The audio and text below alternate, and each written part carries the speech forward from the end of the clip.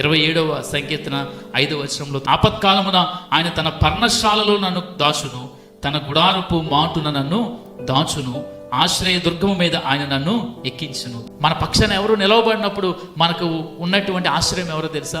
దేవుడే.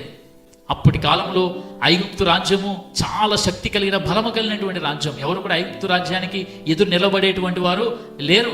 ఇప్పుడు కేవలం ఇశ్రాయేలుకు ఉన్నటువంటి ఆశ్రయం ఎవరంటే దేవుడు మాత్రమే. దేవుడు మాత్రమే. దేవుడు తప్ప ఇంకెవరు వారిని ఆదరించలేరు, సంరక్షించలేరు, కాపాడలేరు.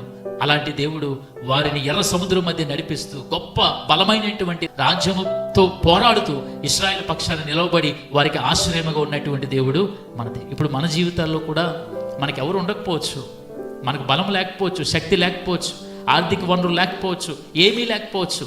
కానీ వాటన్నిటినీ అనుగ్రహించే దేవుడు మనకు ఆశ్రయముగా ఉంటే మనకంటే ధన్యులు మరెవరు ఉండరండి.